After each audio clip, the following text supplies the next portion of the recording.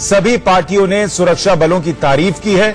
सुषमा स्वराज ने कहा है कि सरकार के एंटी टेरर ऑपरेशन का सभी दलों ने समर्थन किया है। तो जिस तरीके से पाकिस्तान में भारत ने एयर स्ट्राइक की और जो टेरर कैंप्स थे उनको खत्म किया, उसके बाद ये सर्वदलीय बैठक बुलाई गई थी जो अब से थोड़ी देर पहले खत्म हुई है। और सुषमा स्वराज विदेश मंत्री ने कहा है कि सभी दलों ने सुरक्षा बलों की तारीफ की है एक स्वर में, और इस वक्त सारे दल देश के एक साथ खड़े हैं। हम आपको उनका बयान सुनवाते हैं।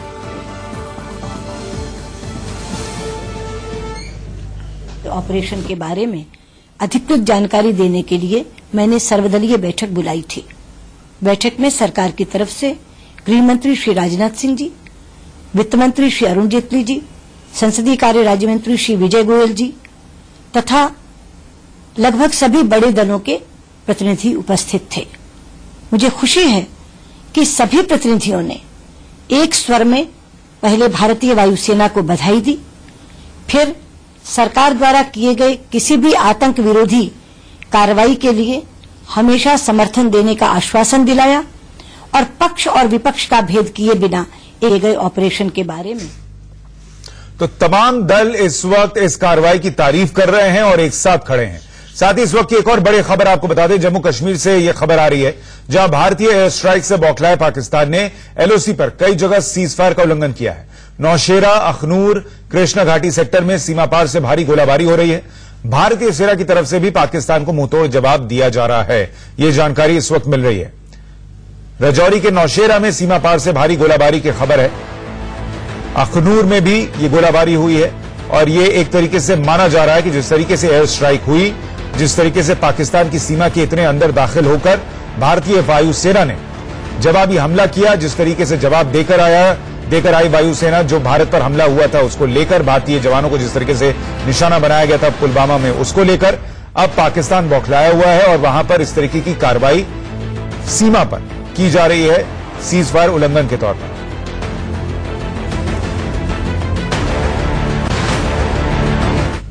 हालांकि आज पूरे देश में एक ही चर्चा है, एक ही खबर है, एक ही बात है, पाकिस्तान को घर में घुसकर मारा। पुलवामा का बदला अपने शहीद जवानों की 13वीं से पहले ले लिया, 40 के बदले 300 को मारा, वगैरह वगैरह। खबर क्या है ये सबको मालूम है, फिर भी संक्षेप में आपको थोड़ी और जानकारी दे दें। भारत के 12 मिराज फाइटर विमानों ने पाकिस्तान में घुसकर करीब 21 मिनट तक बमबारी की।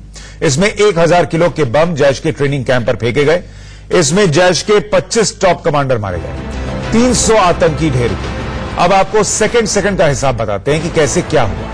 एयर स्ट्राइक की सेकंड की प्लानिंग भी आपके सामने रख रहे हैं। 26 फरवरी को इंडियन एयरफोर्स 1 यानी जिसे टाइगर कहते हैं, 7 बैटल एक्सेस, 9 वुल्फ पैक्स और मिराज 2000 को ग्वालियर एयरबेस से स्ट्राइक के लिए तैयार किया गया। इस दौरान एलओसी और इंटरनेशनल बॉर्डर के पास जितने भी इंडियन एयरफोर्स के बेस थे वहां पर पेचोरा मिसाइल भी तैनात की गई ताकि अगर पाकिस्तान का कोई एयरक्राफ्ट मिराज को चेज करता हुआ, पीछा करता हुआ आता है तो उसका जवाब दिया जा सके। रात 1 बजे वायुसेना के एयरक्राफ्ट 1 EMB AEW 145 ने बटिंडा एयरबेस से उड़ान भरी। रात 2 बजे 1 IL-78 मिड एयर रिफ्यूलर ने आगरा एयरबेस से उड़ान भरी। रात 2 बजे 16 मिराज 2000 ग्वालियर एयरबेस से निकले। इनमें से 6 को आतंकी ट्रेनिंग कैंप्स पर बम गिराने का काम दिया गया था। रात 3 बजे 4 SU-30 MKI ने सिरसा एयरबेस से उड़ान भरी। रात 3 बजे ही सारे भारतीय एयरबेस को अलर्ट किया गया ताकि अगर प्लेन क्रैश की कोई इमरजेंसी होती है तो तुरंत एक्शन में आया जा सके। रात 3 से लेकर 3:30 बजे तक बालाकोट, मुजफ्फराबाद और चकौटी में मौजूद जैश, लश्कर और हिजबुल के आतंकी ठिकानों को टारगेट पर लिया गया। 20 मिनट में आतंकी ठिकानों को तबाह करने का समय तय किया गया था, लेकिन भारतीय एयरफोर्स ने कार्रवाई 17 मिनट में ही खत्म कर दी। इस हमले में लॉन्चिंग पैड की जगह आतंकी ट्रेनिंग कैंप्स को निशाना बनाया गया क्योंकि वहां आतंकी ज्यादा थे। पूरा ऑपरेशन सेंट्रल और वेस्टर्न एयर कमांड की निगरानी में हो रहा था, जिसे दिल्ली में मौजूद वायुसेना के हेडक्वार्टर से मॉनिटर किया गया। सुबह पूरी दुनिया को पता चला कि भारत ने पाकिस्तान में आतंकी ठिकानों पर एयर स्ट्राइक कर दी। बाद में विदेश मंत्रालय की तरफ से प्रेस कॉन्फ्रेंस को करके पूरे हमले की जानकारी दी गई। In the face of imminent danger, a preemptive strike became absolutely necessary. In an intelligence-led operation in the early hours of today, India struck the biggest training camp of the Jaish-e-Mohammed in Balakot.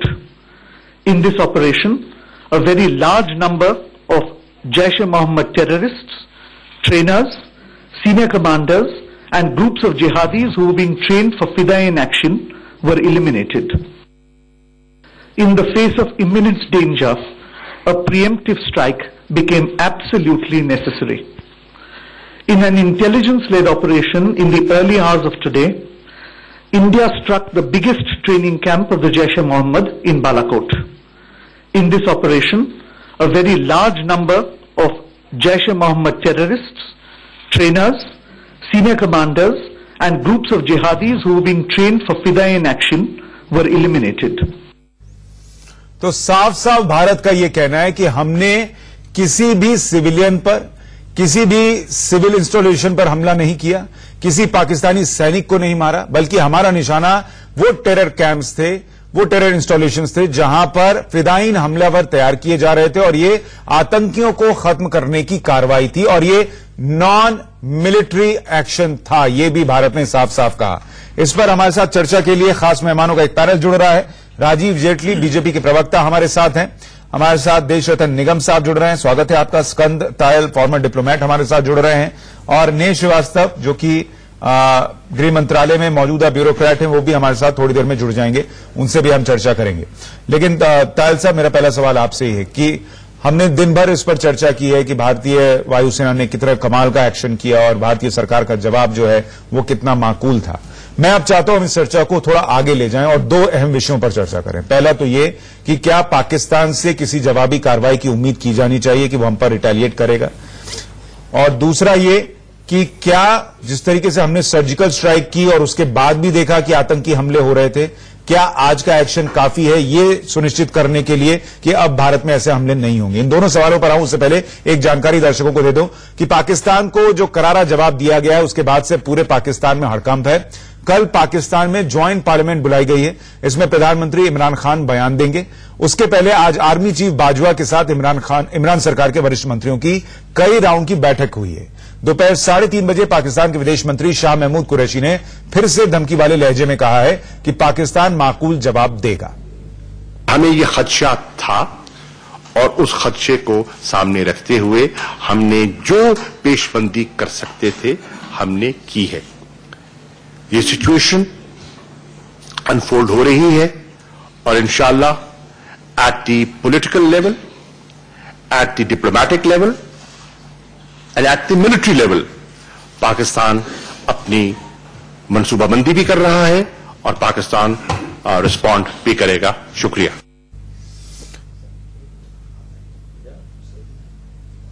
तो पाकिस्तान के विदेश मंत्री कह रहे हैं कि Pakistan respond भी करेगा।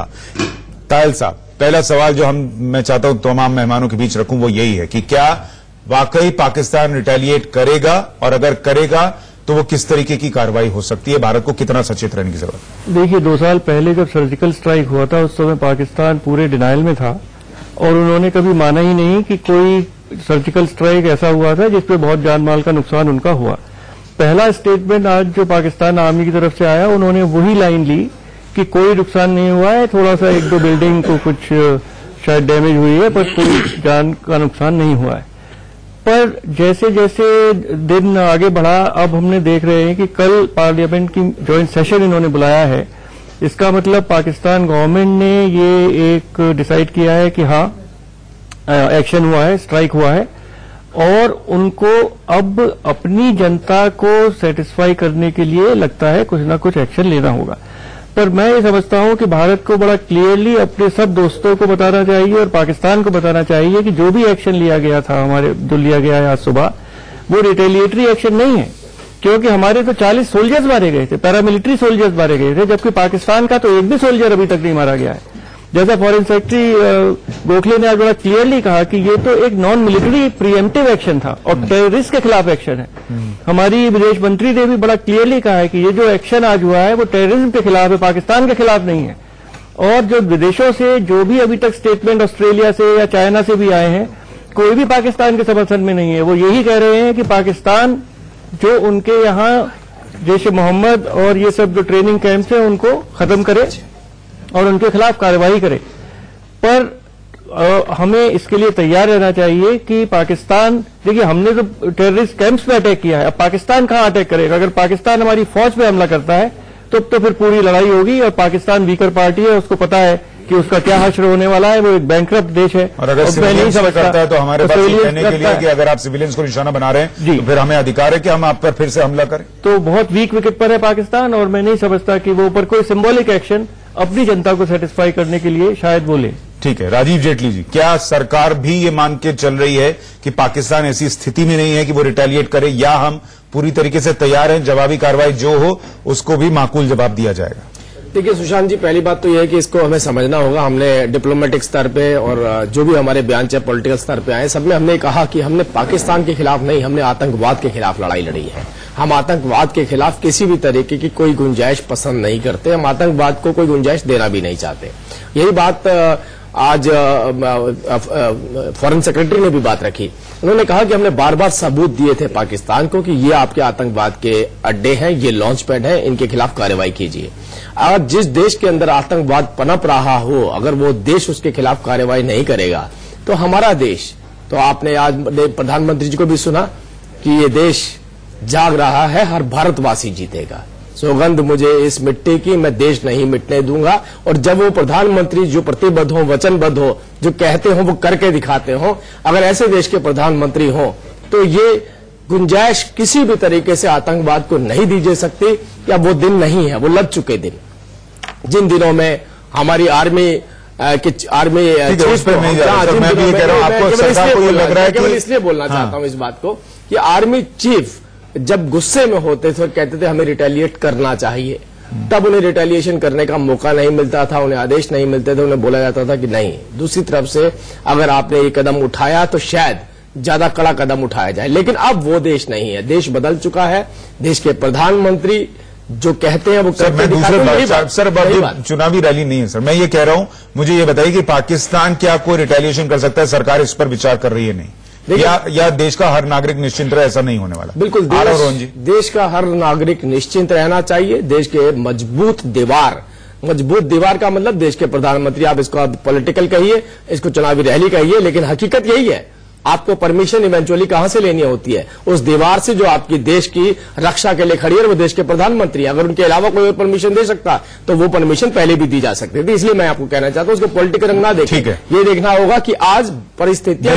निगम साहब, क्या पाकिस्तान का रिटेलिएशन कोई एक खतरा है अभी भारत के लिए? देखिए, पाकिस्तान कुछ ना कुछ तो करने की कोशिश करेगा, लेकिन अगर आप देखें जो हिंदुस्तान ने किया अभी, वो आर्टिकल 51 जो यूनाइटेड नेशन का है उसके तहत राइट टू सेल्फ डिफेंस में किया। और पाकिस्तान क्या करेगा आप पे? यहां टेरर कैंप्स तो है नहीं कोई, वो सिविलियन टारगेट पे मारेगा या मिलिट्री टारगेट पे मारेगा, तो वो एक्ट ऑफ वॉर माना जाएगा। ये एक फर्क है हमारे और उनके बीच में। तो ये जब एक्ट ऑफ वॉर होगा तो इस पे मेरे ख्याल से अंतर्राष्ट्रीय जो कम्युनिटी है, यूनाइटेड नेशंस है, वो इसको बहुत ही सीरियस तौर पे लेंगे। और पाकिस्तान के साथ एक दिक्कत ये भी है कि अभी तक तो कोई भी मुल्क दुनिया का उनके साथ फेवर में तो नहीं दिख रहा उनके। और दूसरा जो इन्होंने आज एक आधिकारिक लेटर जारी किया है, उसमें एक तरफ तो पहले ये मानते नहीं है कि हिंदुस्तान ने कुछ किया, ऊपरी हिस्सा अगर लेटर का देखेंगे, और बाद में कहते हैं कि हम हिंदुस्तान ने जो एग्रेशन किया उसका हम माकूल जवाब देंगे। तो ऐसा लगता है जो ऊपर का लेटर है जो वो सिविलियन गवर्नमेंट ने तैयार किया है, और नीचे का हिस्सा है जो वो मिलिट्री गवर्नमेंट ने तैयार किया, और दोनों ने ये नहीं देखा कि ऊपर और नीचे क्या लिखा हुआ है। नहीं तो क्या इस बात की गुंजाइश रह सकती है कि पाकिस्तानी फौज रिटेलिएट ना करे, लेकिन उनके जो आतंकी हैं वो मुंबई हमला या दूसरे शहरों में किसी तरीके का कोई हमला, इस तरीके की चीज करने की कोशिश करें? हाँ, जरूर ऐसा है, ऐसा बड़ा डिस्टिंक्ट पॉसिबिलिटी है, और इसके लिए हमें चौकन्ना रहना पड़ेगा। और जो राजनीतिक इच्छा शक्ति आज दिखी है सरकार में, उसी राजनीतिक इच्छा शक्ति के साथ आपको और भी जो टेररिस्ट कैंप वगैरह हैं, उसी सरप्राइज एलिमेंट, उसी स्पीड के साथ उनको भी नुकसान पहुंचाना होगा। ठीक है, कॉमोडोर सोडी, क्या आपको लगता है पाकिस्तान रिएक्ट करेगा? जनरल सोनी माफ कीजिए। हाँ, ओके, देखिए जी, पाकिस्तान के पास एन नंबर ऑफ ऑप्शंस हैं, लेकिन इस एंगेजमेंट को वॉर तक एनहांस करने में उनका फायदा नहीं है। It is not an economically viable option. As far as reaction की बात कर रहे हैं एयर के जरिए, और उन्होंने बताया, इन्होंने भी बताया कि किस टारगेट को वो एंगेज करना चाहते हैं, क्योंकि अगर उन्होंने कहीं सिविलियन टारगेट या हमारे सिटी को या मिलिट्री टारगेट को एंगेज किया, इन दैट केस उसका रिटेलिएशन ऑल आउट वॉर भी हो सकता है. That is up to left, up to us. However, और हमारे सिक्योरिटी फोर्सेस को चौकन्ना रहना पड़ेगा, बिकॉज एक जरिया उनके पास अभी भी है, किसी तरीके से मैक्सिमम इन्फिल्ट्रेशन कोशिश करें ताकि आतंकवाद और भी बढ़े, और भी किस्से हों जहां पे हमारी सिक्योरिटी फोर्सेस को नीचा दिखाया जाए. इसमें एक चीज मैं आपको बताना चाहता हूं, इलाके वही 4-5 हैं, कश्मीर में भी, घाटी में भी, कश्मीर वैली में 4-5 इलाके हैं, अदरवाइज बड़ा मुश्किल है. ये सिचुएशन एक ऐसी उनके सामने आ गई है कि उनको रिएक्शन मिलिटरीली करना बड़ा मुश्किल है.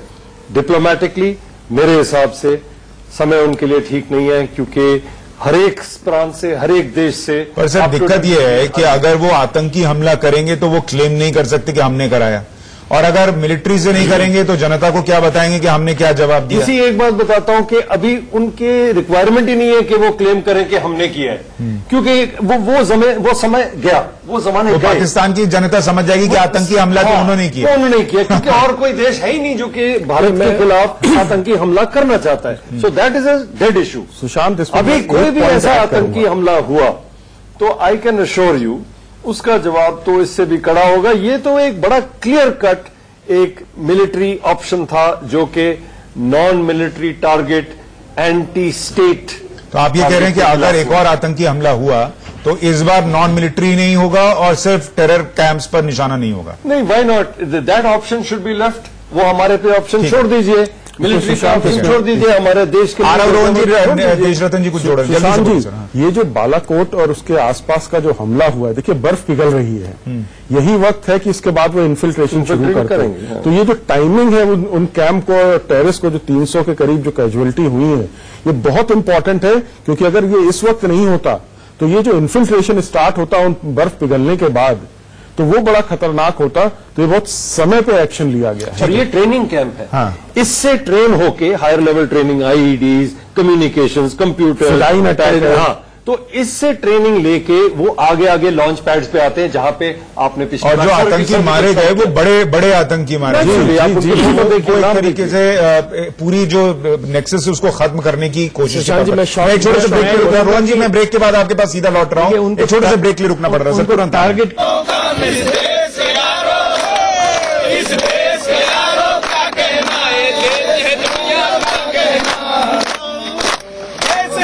जवानों का, अलबेलों का, मस्तानों का, इस देश के यारों, इस देश के यारों क्या कहना है, देश दुनिया का कहना. यह गोली छाती वीरों की, यह गोली साले हीरों की, यह गोली सकले हीरों की, यह गोली सकले हीरों की, इस देश के यारों, इस देश के यारों क्या कहना, ये देश दुनिया का. भारत माता की जय.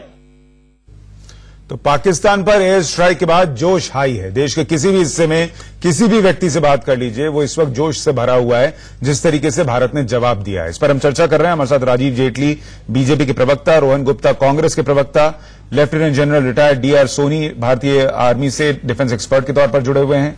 हमारे साथ स्कंद रंजन तायल हैं, फॉर्मर डिप्लोमैट. हमारे साथ देशरतन निगम साहब हैं. नेह श्रीवास्तव हमारे साथ जुड़ रहे हैं, जो कि मौजूदा डिप्लोमैट हैं, माफ कीजिएगा ब्यूरोक्रेट हैं गृह मंत्रालय में. और हमारे साथ विंग कमांडर अभिषेक मतिमन जुड़ गए हैं, फॉर्मर स्पोक्स पर्सन हैं मिनिस्ट्री ऑफ डिफेंस के. आपका भी स्वागत है सर. रोहन जी, आप कुछ जोड़ना चाह रहे थे. पहले तो मेरा सवाल जो मैं सबसे पूछ रहा था वही आपसे भी पूछ रहा हूं कि क्या अभी भी भारत सरकार को सचेत रहने की जरूरत है? आपको लगता है पाकिस्तान रिटेलिएट करेगा?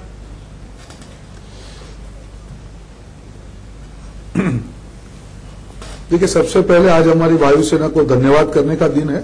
जिस प्रकार से उन्होंने दुश्मन के इलाके में जाकर एयर स्ट्राइक की और आतंकवादियों का, उनके ठिकानों का खात्मा किया, एक बहुत बड़ी उपलब्धि है.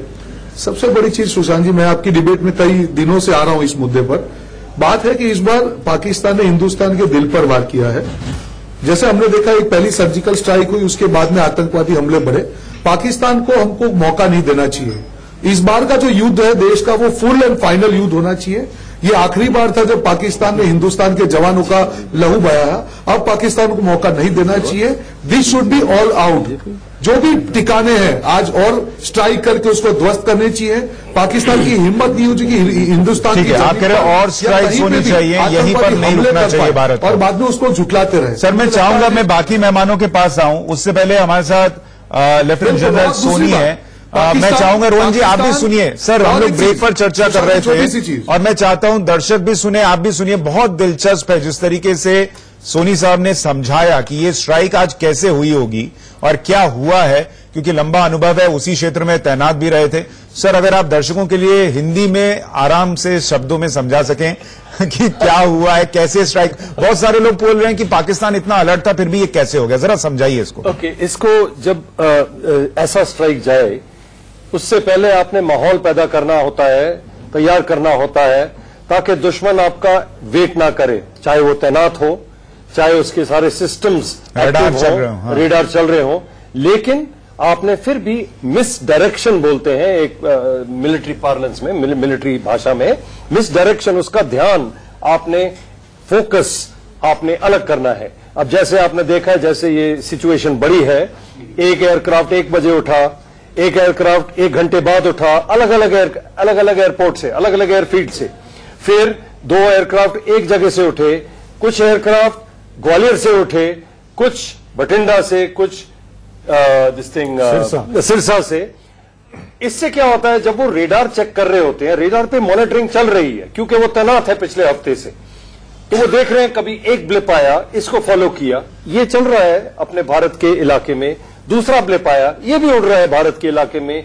तीसरा ब्लिप आया मान लो सिरसा से, ये एक एयर सुपीरियरिटी फाइटर था, लेकिन ये भी भारत के इलाके में चल रहा है। इसका ये एंड रिजल्ट होता है कि जो आपके एनालाइज करने वाले बैठे हैं, जो आपका इंफॉर्मेशन रेडार के तौर से हासिल करके उसको इंटेलिजेंस में बदलने वाले आदमी बैठे हैं, कहते हैं हाँ ये लोग भी अपनी फ्लाइंग करते हैं, सॉर्टीज करते हैं, तो चल रहा है। और उसके कवर में ये पूरा एक पैकेज जिसमें strike aircraft, air superiority aircraft और एयर डिफेंस एयरक्राफ्ट, तीनों प्रकार के aircraft plus anti electronic warfare AEW aircraft और एयरबोर्न रिफ्यूलिंग एयरक्राफ्ट, ये सब शामिल थे। तो स्ट्राइक एयरक्राफ्ट ने जाकर टारगेट को हिट करना है, उसको दूसरे विमानों से बचाने के लिए एयर डिफेंस पैकेज साथ में जाता है, और पूरे एयर को सुरक्षित रखने के लिए जहां पे ये पूरी टीम ये फ्लाई कर रही है, air superiority fighter Su-30 MKI, तो ये एक पैकेज जाता है। तो मोटे तौर पर ये समझे सर कि पहले कुछ दिन से एक माहौल बनाया गया, कुछ विमान उठे गए, रडार पर दिखे, आपको लगा कि अरे ये तो हो रहा है। जिस दिन एक्शन होना था उस दिन भी कमोबेश वैसे ही हुआ, कोई 1 बजे उड़ा, कोई 2 बजे उड़ा, रडार पर नजर आए, लेकिन जिन विमानों को हमला करना था वो ग्वालियर से उड़े, आप कह रहे हैं। बिल्कुल भारत के दिल से, बिल्कुल बॉर्डर पर नहीं, भारत के सेंटर में है, सेंटर में है ग्वालियर। अब आप ये सोचिए कि यहां से जाके खैबर पख्तूनख्वा में उन्होंने अपना टारगेट एंगेज किया है, उसको नष्ट किया है और वापस आए हैं विदाउट रिफ्यूलिंग। ये एक एग्जाम्पल है भारत की cold war capability, cold start capability का एक एग्जाम्पल दिया है, बड़ा अच्छा एग्जाम्पल दिया है। मैं तो कहता हूं ये पूरा ऑपरेशन इतना शानदार था कि डिस्पाइट के वो लोग सतर्क थे, उनकी अलर्टनेस हाई लेवल की थी, उनके एयरफोर्स के चीफ, आर्मी के चीफ इन्हीं इलाकों में पिछले हफ्ते चक्कर काट रहे थे। हाई लेवल ऑफ अवेयरनेस होना चाहिए, अलर्टनेस होना चाहिए। फिर भी हमारे एयरक्राफ्ट 19 मिनट के लिए उनके इलाके में उड़े हैं, टारगेट डिस्ट्रॉय किया है और वापस आ गए हैं विदाउट अ स्क्रैच, कोई खरोच भी नहीं पड़ी किसी पे। अभी आप बोलते रहिए कि F-16 उसके पीछे आया और वो वहां चला गया, या कुछ ये नहीं हुआ या वो नहीं हुआ, एंड रिजल्ट तो आपके सामने है। और आज आप माने ना माने, सैटेलाइट पिक्चर्स, कितनी इमेजरी अवेलेबल है आपको बताने के लिए कि वास्तव में ग्राउंड पे दहशत और डिस्ट्रक्शन क्या हुआ है, ज्यादा हुई है। विंग कमांडर अभिषेक मतिमान, मुझे लगता है आप भी इसमें जरूर जोड़ना चाह रहे होंगे जो सोनी साहब कह रहे थे कि किस तरीके से ये स्ट्राइक को अंजाम दिया गया, कितनी काबिलियत दिखाई है भारतीय वायुसेना ने, और इतना अलर्ट होने के बावजूद ये कैसे हो पाया।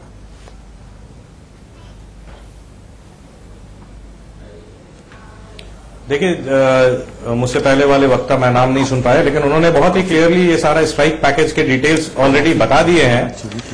बट डेफिनेटली आप ये देखेंगे कि हमने डिस्पाइट द अलर्ट लेवल्स जो अक्रॉस द एलसी, जो अलर्ट लेवल्स पाकिस्तान ने अपने मेंटेन कर रखे थे, उसके बावजूद अक्रॉस जाकर स्ट्राइक किया और जो डेजिग्नेटेड टारगेट था उस पर बिल्कुल प्रिसिशन स्ट्राइक्स करके आए हैं।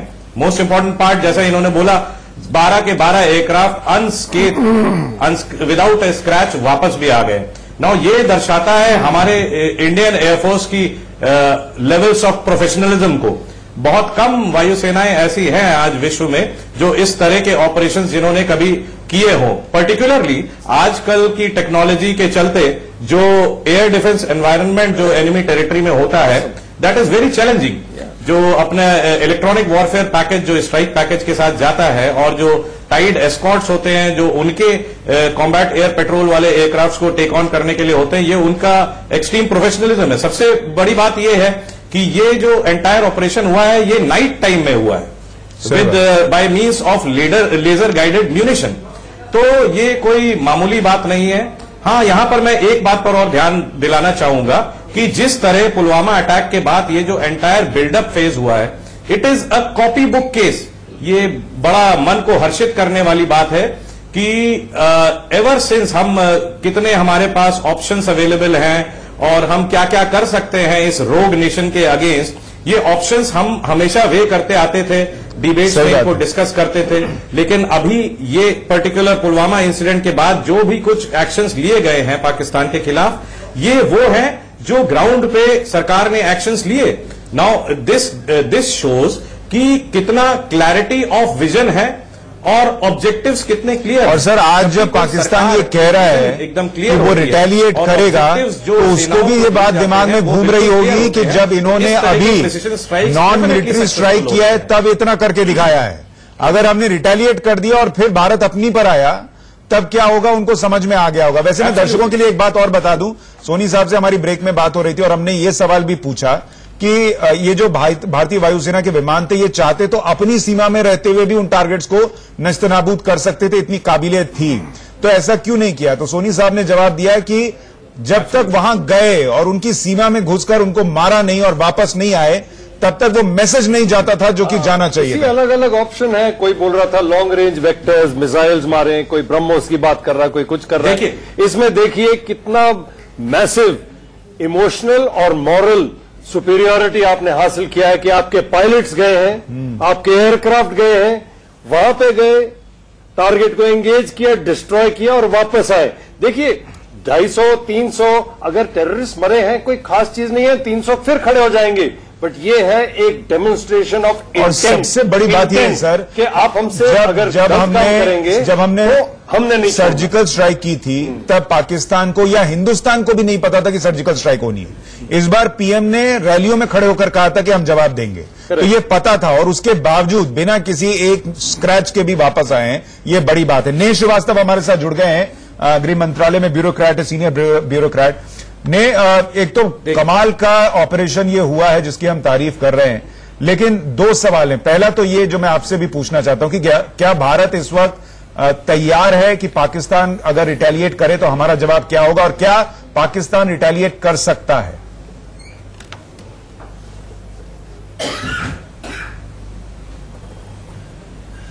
देखिए, सबसे पहले तो ये इस बात को समझिए कि जो ऑपरेशन पूरा हुआ है, this is a perfect example of bureaucratic support, political willpower, defense strategy and planning and execution by the Indian Air Force. और इस सेकेंड टाइम सर्जिकल स्ट्राइक हुई है, और जैसे पहले भी बताया गया कि पहली बार तो शायद पता नहीं था और इस बार सबको पता था। पीएम साहब ऑलरेडी कन्वे कर रहे थे। आपको पता है कि 2008 में भी टेररिस्ट अटैक हुआ बॉम्बे पे। हिंदुस्तान एक शांतिप्रिय देश है और हमने जितना संयम है शायद किसी और देश में या पाकिस्तान में तो बिल्कुल नहीं है। लेकिन इस बार जो हमला हुआ था वो हमला हमारे सैनिकों पे हुआ था, और सैनिक हमारे देश की आन है। और अगर एक साथ 40 सैनिक किसी देश के मारे जाते हैं तो आप समझ सकते हैं क्या रिटेलिएशन होना चाहिए। पूरे देश में माहौल है वो बहुत डिफरेंट है और हर आदमी खड़ा है, हर इंसान खड़ा है हमारे सेना के साथ, हमारे सिपाहियों के साथ। सो रिटेलिएशन की जहां तक आप बात कर रहे हैं, पाकिस्तान रिटेलिएशन करेगा या नहीं करेगा, भारत तैयार है। और जिस तरह की पहले संभावनाएं शायद नहीं होती थी, अभी हम उस स्टेज पे नहीं है। जैसे पीएम साहब ने अभी भी बोला, ये नई रीत है, नई नीति है, नया देश है। तो एक चीज समझाइए, जो हम चर्चा कर रहे थे और ज्यादातर मेहमानों को किसी पाकिस्तान सैन्य शक्ति का इस्तेमाल करके भले रिटेलिएट न कर पाए, लेकिन संभव है कि वो किसी आतंकी हमले को अंजाम देने की कोशिश करे। क्या देश इसके लिए भी तैयार है?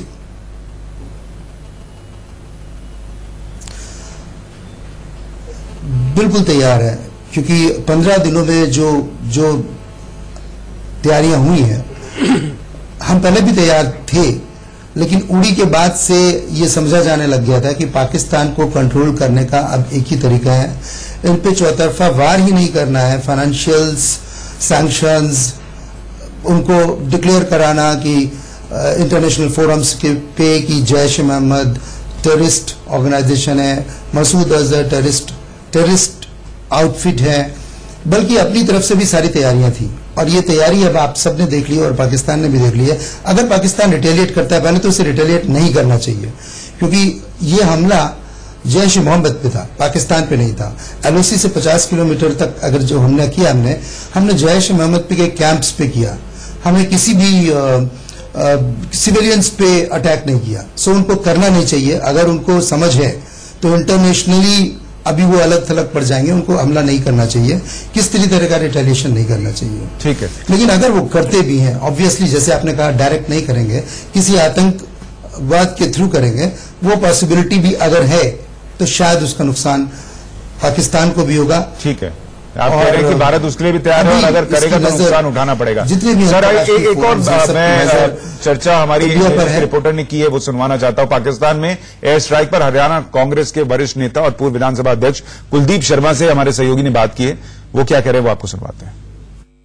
हमारे साथ इस समय पूर्व विधानसभा अध्यक्ष कुलदीप शर्मा साहब मौजूद हैं। सर, आखिरकार पुलवामा के जो शहीद थे उनको एवेंज किया है, उनका बदला जो है वो लिया गया है, पीओके में सर्जिकल स्ट्राइक 2 की गई है, किस तरह से देखते हैं इसका? देखिए, जिस प्रकार की पाकिस्तान की शय पर, उसके इशारों पर पुलवामा की धरती पर आतंकवादियों ने जिस घटना को अंजाम दिया, जैश मोहम्मद जिसके पीछे था, ऐसे में पाकिस्तान को सबक सिखाना लाजिम था। और मैं देश की सेनाओं का, एयरफोर्स का, उनकी वीरता का और जिस प्रकार से उन्होंने कार्रवाई की है पाकिस्तान की टेरिटरी में जाकर, मैं उनका बड़ा सम्मान करता हूं। और हमने कहा है एज ए पार्टी कि जो भी सरकार, भारत की सरकार पाकिस्तान के खिलाफ पुलवामा, हमारी विचारधाराएं अलग हो सकती हैं, चुनाव का जब युद्ध होगा तो दो दो हाथ होंगे, लेकिन जब देश का युद्ध है तो हम एक साथ खड़े हैं। आज देश की एकता और अखंडता का जहां प्रश्न है, उसमें मैं समझता हूं कि देश की सेनाओं ने एक बहुत महत्वपूर्ण और जिसको बोलते हैं एग्जाम्पलरी एजुकेटिव एक्सरसाइज भी की है, जिससे पाकिस्तान को सबक मिला। वहीं पाकिस्तान में एयर स्ट्राइक पर हरियाणा के मुख्यमंत्री खट्टर साहब से भी हमारे सहयोगी ने बात की है। पुलवामा में शहीद हुए जवानों का बदला जो है उस आज देश की सरकार के द्वारा लिया गया। हमारे साथ मुख्यमंत्री मनोहर लाल खट्टर साहब मौजूद है। खट्टर साहब, जो कहा गया था उसे पूरा किया गया है, अवेंज किया है। आज 40 जवानों की जो शहादत थी उसका बदला जो है सरकार के द्वारा, किस तरह से देखते हैं? कहता हूं कि देश के प्रधानमंत्री ने सेना को पूरी छूट दी थी और उस छूट के हिसाब से सेना को अपनी कार्रवाई अपने हिसाब से समय और स्थान देकर के करनी है, उन्होंने की है। तो देश के लोग इससे प्रसन्न हैं और निश्चित रूप से पाकिस्तान को अलग थलग करना ये भी हमारी रणनीति का हिस्सा रहेगा। क्या किस तरह से समझते हैं, जिस तरह से ये एक मैसेज दिया गया है कि अगर आप हमारी धरती पर आएंगे तो आपको इसी तरह से जवाब दिया जाएगा, क्या आगे भी इसी चीज को कंटिन्यू किया जाएगा? अपने देश की एकता अखंडता के लिए हम लोगों को जो भी कुछ करना होगा वो करेंगे। आतंकवाद के समर्थन जो देश है, जिस तरह से पाकिस्तान है, क्या समझते हैं कि पूरे विश्व को एकजुट होना चाहिए? भारत की जो रणनीति है इस समय पाकिस्तान के खिलाफ, उसका समर्थन करते हुए निश्चित रूप से देश के साथ दुनिया के वो सब देश जो आतंकवाद के विरोध में हैं, सब साथ खड़े हैं और इसलिए आतंकवाद का मुकाबला सब देशों को जो इस प्रकार की शांति बहाली चाहते हैं सारे दुनिया में, उन सबको मिलकर के करना है और वही हम लोग कर रहे हैं। तो सीएम मनोहर लाल खट्टर है जिन्होंने देश की वायुसेना को सैल्यूट किया है। इनका कहना है कि जिस तरह से जो प्रधानमंत्री के द्वारा कहा गया था, आखिरकार पुलवामा में शहादत हासिल करने वाले उन जवानों को का जो बदला है वो आज भारतीय वायुसेना के द्वारा जो है वो ले लिया गया है। कैमरा पर्सन अजय राणा के साथ विपिन परमार, इंडिया न्यूज, चंडीगढ़। और फिलहाल हम एक छोटे से ब्रेक ले रुक रहे हैं, लेकिन उससे पहले नजर इस वक्त के हेडलाइंस पर।